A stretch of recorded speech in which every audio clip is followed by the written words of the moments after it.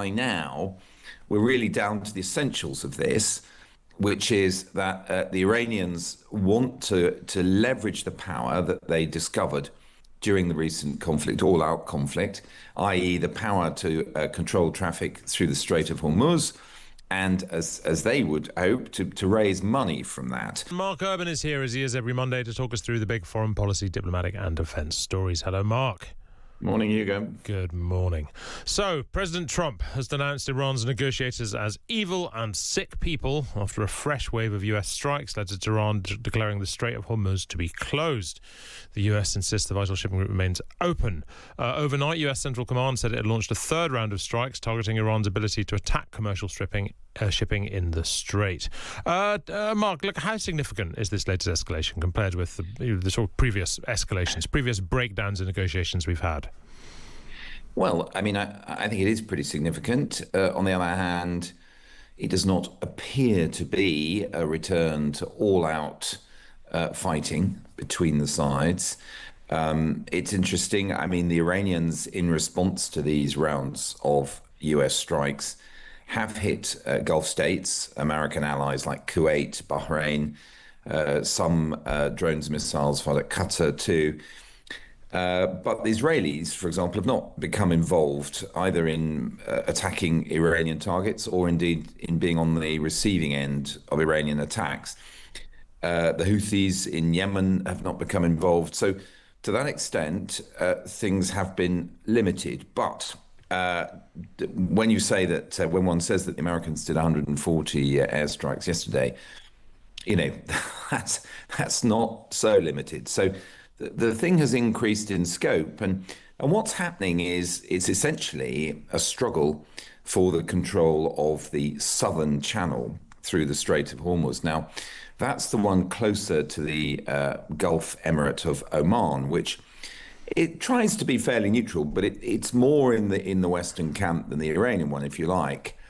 And I looked at the position of the strike that the Iranians did on Saturday evening, which was on a Cypriot container ship, and it was only 4 miles off the coast of Oman. So the Iranians are really trying to stop the Gulf states and the Americans who are helping them from effectively undermining Iranian control over the strait by sailing close to the coast of Oman. And that's really the struggle that we're seeing day to day at the moment. And it isn't quite clear how that's going to be resolved. So when you have the US saying the strait is open and Iran saying it's closed, effectively, realistically, who's right? Well, interestingly, I mean, I saw a stat, I think it was for Saturday, that 20 ships had come out of the strait. Now, you know, we think back to those pre-28th of February figures in which it was anything up to 100, 120 in the two directions, ships each day. So to get 20 out is not up to that full pre-conflict level of traffic, but it's quite significant. I mean, at times when this was going full tilt, only 2 or 3 ships a day were managing to make it through, and those generally through the Iranian channel, the one that's much closer to the coast of Iran and is unambiguously under the control of the Iranian Revolutionary Guard Corps.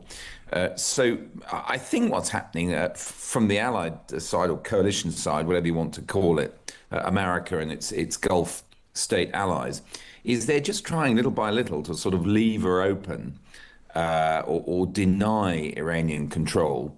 And of course, their chosen route is that one close to the coast of Oman. Now, how it's resolved is pretty unclear, because if you go back to this memorandum of understanding that was signed a few weeks ago between Iran and the US, it said that Iran would open the strait during this 60-day negotiating window, but thereafter it and Oman, the country, the Gulf state on the southern side of the Strait of Hormuz, would come up with a new arrangement for regulating traffic through the strait. So in other words, to get through this on a long-term basis, Iran and Oman have to cooperate together, and they have to come up with a system. Now, anything that looks like the toll booth that we've talked about a few times before is going to be unacceptable, not just to the US, but to Oman's Gulf neighbors like the United Arab Emirates, Saudi Arabia, and Qatar. So, it's an absolute conundrum in that sense, diplomatically. And Iran is under this enormous pressure. They do try to maintain a good working relationship with Iran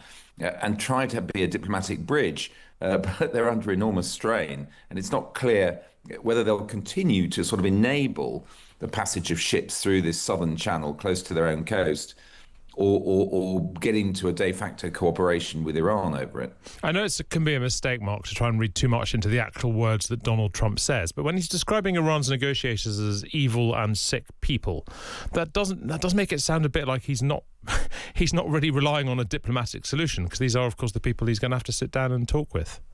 I know. Well, he of course, if you go back a few days, he called them scum.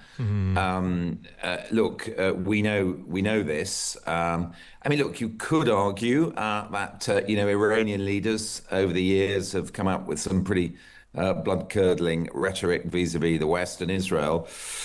Yeah, it doesn't help. But equally, I guess by now we're really down to the essentials of this, which is that the Iranians want to leverage the power that they discovered during the recent conflict, all-out conflict, i.e. the power to control traffic through the Strait of Hormuz, and as they would hope, to raise money from that.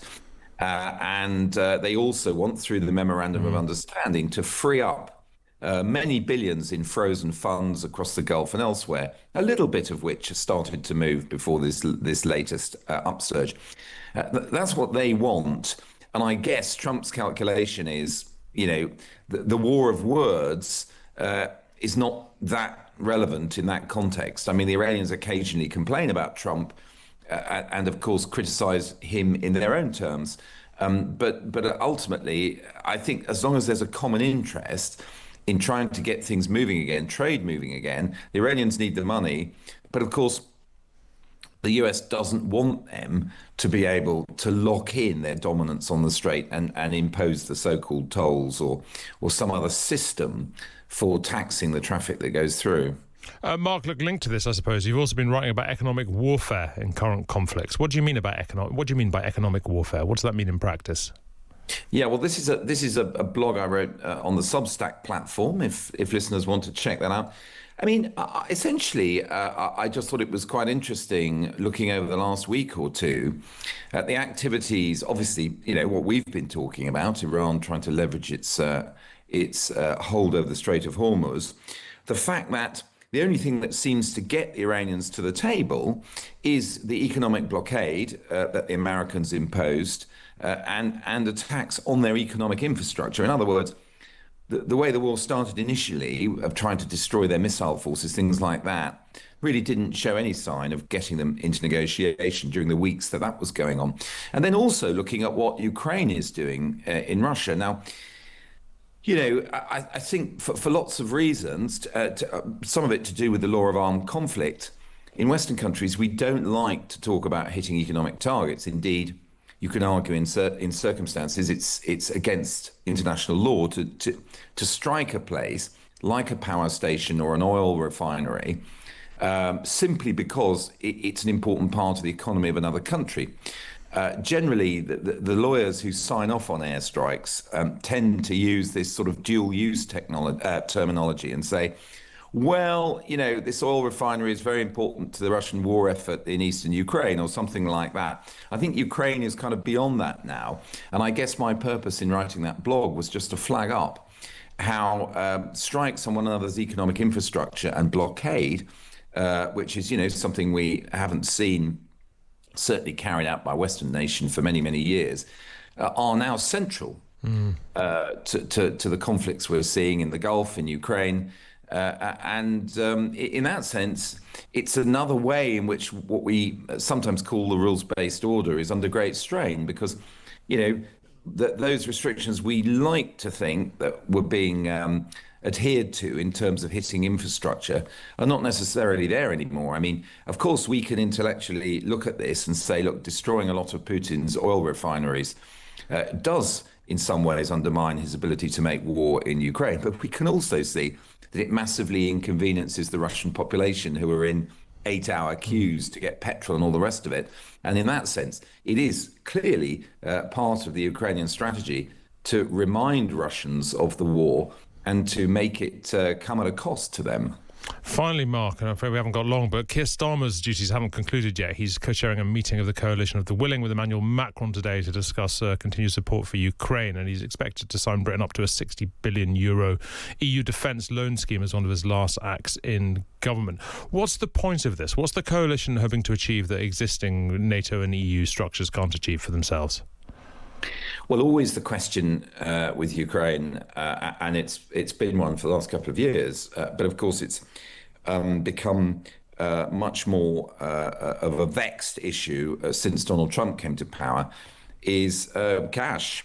And because of the war and the disruption of Ukraine's normal trade and all the rest of it, in order to sustain the war and indeed just to sustain its civil service and many parts of the state sector there, health, all the rest of it, it needs a lot of money. Yeah. And it tends to chew through these EU-sponsored aid packages. And because Donald Trump stopped sending money, the real issue now is for Europe to spend more.